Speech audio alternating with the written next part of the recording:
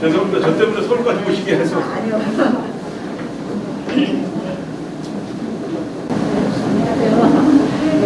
제가 먼저 와야 되는데. 아니, 무슨 말씀이세요? 반갑습니다. 승리 2022년을 추구하는 국민의힘당과 경기도 간호사의 정책 간담회 진행을 맡은 경기도 간호사의 사무처장 김미아입니다. 인사드리겠습니다. 네, 오늘 먼저 정책 간담회 시작 전에 참석하신 분들을 소개해드리겠습니다. 지난 총선 때 간호법 제정을 포함한 5개 간호정책 추진을 위한 협약을 경기도 간호사회와 함께 했고 평택이 지역구이며 현재 국민의힘 정책위의장을 맡아 활동하고 계시는 유이동 국회의원님을 소개합니다.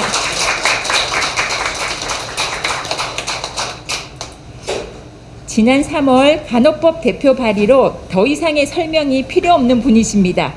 보건복지위원으로 간호법 제정을 위해 큰 힘을 실어주시는 서정숙 국회의원님 소개해드립니다.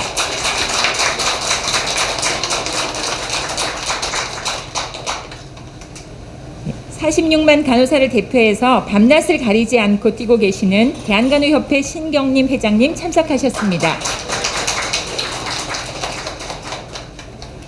그리고 경기도 간호사회 전하연 회장님께서 경기도 간호사회 임원님들과 간호사 회원 그리고 동남보건대학교 간호학생들도 함께 참석해 주셨습니다. 경기도 간호사회 전하연 회장님이십니다. 네. 그리고 대한간호협회와 경기도 간호사회 대외협력위원장을 맡고 계시는 평택대학교 국제대학교 김경애 교수님을 소개합니다. 네, 안녕하세요. 정책위의장 유이동입니다. 오늘 간담회에 참석해 주신 대한간호협회 신경림 회장님과 경기도 간호사회 전하연 회장님 그리고 함께해 주신 간호사회 여러분들께 감사의 말씀을 드립니다. 벌써 3년이 된 것 같아요. 코로나가 팬데믹 상태가 된 지 3년이 된 것 같고 오늘은 신규 확진자가 10만 명이 넘었다는 소식을 접했습니다. 이런 엄중한 상황 속에서 이 시각에도 코로나와 사투를 벌이고 계시는 간호사 여러분들 노고에 다시 한번 감사의 말씀을 드립니다. 감사의 마음이 커질수록 여러분들께 죄송한 마음도 역시 커져만 갑니다. 수요일마다 국회 앞에서 간호법 제정 촉구를 하는 집회를 계속 열고 계시고 그제 수요일은 정말 추웠습니다.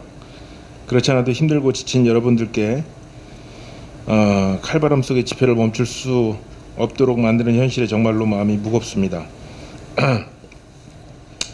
사명만으로 간호사 여러분들께 무거운 짐을 지우게 해서는 안 될 것 같습니다. 윤석열 후보와 국민의힘은 간호사 여러분들의 헌신과 희생에 합당한 처우를 하는 것이 공정이고 상식이라는 입장을 가지고 있습니다. 그래서 간호법 제정과 함께 간호사 근무 환경 개선과 처우 개선을 위해서 최선의 노력을 다하겠습니다. 국민의힘 정책위 의장으로서 오늘 간담회에서 논의된 그리고 또 제시해 주시는 안들에 대해서는 진지하게 고민을 하고 어떻게 실행에 옮길지 적극적으로 검토하도록 하겠습니다. 감사합니다. 네, 저희 유이동 정책위 의장님께서 또 지역구가 경기도고 해서 이미 또 우리 경기도 간호계하고도 긴밀하신 것 같아요. 지난 총선에도 또 그런 연결점이 있으셨고 그래서 좋은 말씀 해주시기 때문에 저는 그냥 간단하게 제가 저희 당에서 간호법을 제정한 의원으로서 그 제정 당시에 정말 여러분들이 갖다 주신 자료도 있었지만 저도 상당히 또 저희 스태프들하고 또 연구도 하고 해외 자료도 보고 이러면서 왜 이렇게 간호계가 이 간호법 제정에 이렇게 정말 목말라하고 힘들어하는지 그 현실을 많이 파악했습니다. 그래서 정말 이것이 좀 더 이렇게 긴밀하게 논의가 되었더라면 현 시점에서 정말 여러분들에게 속 시원한 정말 이렇게 그냥 확답이 나가야 될 그런 타이밍이기도 한데, 또 이것이 이제 관련 단체 간의 여러 가지 조율이 필요하다 보니까 바로 며칠 전에 저희가 그래도 이 와중에도 보건복지 법안 소위를 열어서 우리 또 김기현 원내대표님과 정책위 유이동 의장님이 아무리 바빠도 이건 법안 소위를 열어서 한 번 더 또 논의를 해서 한 걸음 한 걸음 나아가야 된다 이런 말씀을 해주셔서 저희가 그 와중에 열어서 또 논의를 좀 했습니다. 그래서 이번에 그 논의를 통해서 관련 특히 이제 메인 3개 단체가 앞으로 정기적인 모임을 갖고 복지부도 좀 더 적극적인 자세로 또 중재 역할을 하고 저희 의원들은 의원들대로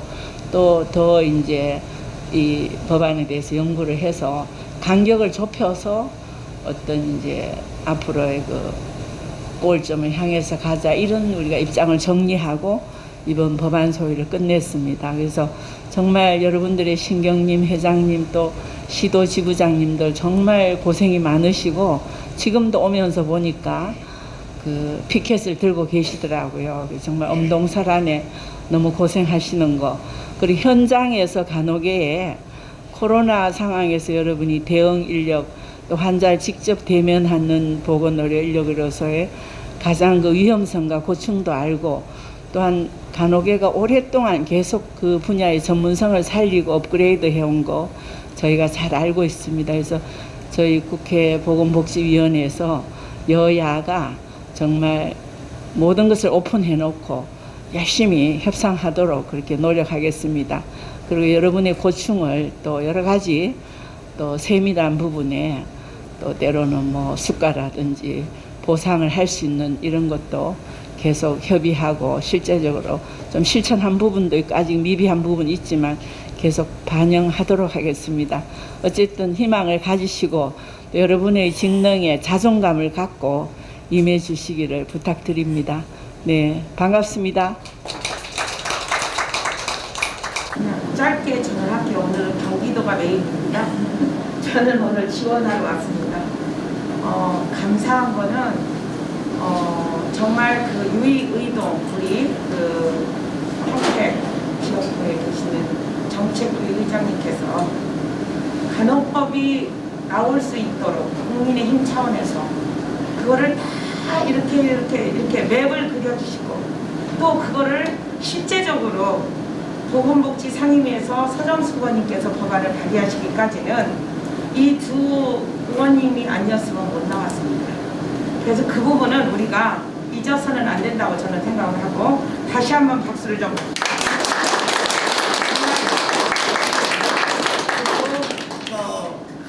그리고 협회장으로서 일을 하다 보니 절대 우리가 이렇게 협의를 하면서 일을 하지 않으면 안 되기 때문에 늘 제가 어떤 일이 있으면 유이동 의원님께서 이렇게 늘 제가 상의도 좀 드리고 합니다. 그래서 의원님께서 바르게 우리 간호가 제대로 갈 수 있도록 또 옆에서 도와주시고 그 다음에 우리 서정수 의원님은 그냥 친정 언니같이 늘 제가 쫓아다니면서 귀찮게 하는 그런 의원이십니다. 그래서 여러분들께서 꼭 이름 기억해 주시고 그리고 이제 오늘은 경기도 회장님께서 좋은 말씀 부탁드립니다. 경기도 간호사 회장 전하연입니다. 예, 저희 유이동 의원님께서는 정말 간호사들을 아주 전폭적으로 지지를 해주시고 계십니다. 지난 총선 때 제가 지역구 유이동 의원님 사무실을 찾아갔는데 그때도 정책 협약식을 해주시면서 반드시 간호법이 이루어질 수 있도록 제일 먼저 간호법에 도장을 찍어주시겠다라고 말씀을 하셨고 그것을 그대로 실천을 해 주시고 계십니다. 그래서 저희 간호사들한테는 정말 큰 힘과 응원이 되시는 분입니다. 그래서 아마 평택에 있는 간호사 선생님들이 특히 더 많이 지지를 해 주시면서 저희 경기도 지역의 간호사 선생님들도 유이동 의원님을 전폭적으로 좀 힘을 다해서 지지를 해 주시길 바라겠고요. 서정숙 의원님께서는 약사십니다. 그래서 국민의힘 당에서 간호법을 대표 발의를 해주셨습니다. 그래서 간호사들의 마음을 정말 잘 알고 계셔가지고 저희가 의원회관에 갈 때마다 찾아뵀는데 너무너무 감사를 드리고 있습니다. 그래서 이번에도 간호법 대표 발의해 주시고 국민의힘 당에서도 공동 발의를 많이 해주셔서 국민의힘 당에서도 저희 간호법을 아주 제정될 수 있도록 많이 도와주시는 데 대해서 진심으로 감사드립니다. 예. 작년에 제 소원이 새 집으로 이사 가는 거였습니다. 근데 이사를 못 갔습니다. 왜냐하면 일제강점기에 만들어진 의료법은 낡았습니다. 그 낡은 법을 버리고 간호법이라는 새 집으로 이사 가는 게 작년에 소원이었습니다. 근데 11월 24일 날 보건복지위원회에서 법안 소위에서 우리 서정숙 의원님도 그때 참석을 해주셨습니다. 그러면서 간호법의 중요성과 필요성을 굉장히 많이 법안 심의에서 논의를 했었는데도 불구하고 다음 회의로 연기를 했고요. 그래서 작년에 간호법 제정이 아직 이루어지지 못해서 제가 이사를 새 집으로 못 가서 올해 1월 1일 날 또다시 제 소원이 간호법 제정이 되었습니다. 아마 제 소원뿐만이 아니라 여기 계시는 간호학생이나 간호사들 또는 현장에 있는 모든 간호사들이나 간호학생들이 원하는 게 아마 간호법 제정일 겁니다. 그래서 또 저희가 수요 집회하고 1인 시위하고 릴레이 시위하고 계속 간호법 제정에 대한 촉구를 하면서 이번 2월 10날 의원님께서 말씀하신 대로 법안 소위가 또 열렸습니다. 그래서 보건복지부 제1법안소위에서 간호법만을 다시 다뤄주셨습니다. 너무 감사한 일입니다. 우리 서정숙 의원님께 다시 한번 감사 박수 부탁드립니다. 예, 하여튼 너무 애써주셔서 감사드립니다. 그래서 올해는 빠른 시간 내에 꼭 새 집으로 이사를 가기를 소원을 합니다. 간호법은요, 국민의 건강과 환자의 안전을 지키는 법입니다. 간호사만을 위한 법이 아니라 국민의 건강과 환자의 안전을 지키는 민생법입니다. 그래서 반드시 필요한 법이라고 볼 수가 있게 되겠고요. 지난 1월 달에 간호법 제정에 대한 국민청원이 있었습니다. 그 국민청원에서 며칠 만에 20만 이상의 청원에 동의하는 글이 올라왔습니다. 지금은 약 25만여 명이 최종적으로 간호법 제정에 동의를 해 주신 국민청원이 되겠습니다. 이만큼 모든 국민들도 바라고 있는 법이 바로 간호법이라고 볼 수가 있겠습니다. 점차로 노인 인구가 많이 증가하고 있고 만성질환이 증가하고 있는 이런 보건의료 패러다임의 변화에 따라서 간호돌봄 체계를 구축하는데 가장 중요한 법이 바로 간호법입니다. 그래서 반드시 간호법은 이루어져야 되는 것이 되겠고요. 그리고 OECD 국가에서 96개국에서 간호법이 있습니다. 미국, 캐나다, 호주, 중국 또는 독일, 영국 등등 굉장히 많은 나라에서 간호법을 갖고 있습니다. 동남아시아권에서도 대만, 싱가포르, 일본 다 갖고 있는데 우리나라만 간호법이 없습니다. 우리나라만 간호사는 있지만 간호법은 없는 나라입니다. 그럼에도 불구하고 사람들은 우리나라를 의료 선진국이라고 부르고 있습니다. 간호법이 없으면서 어떻게 의료 선진국이 될 수가 있겠습니까?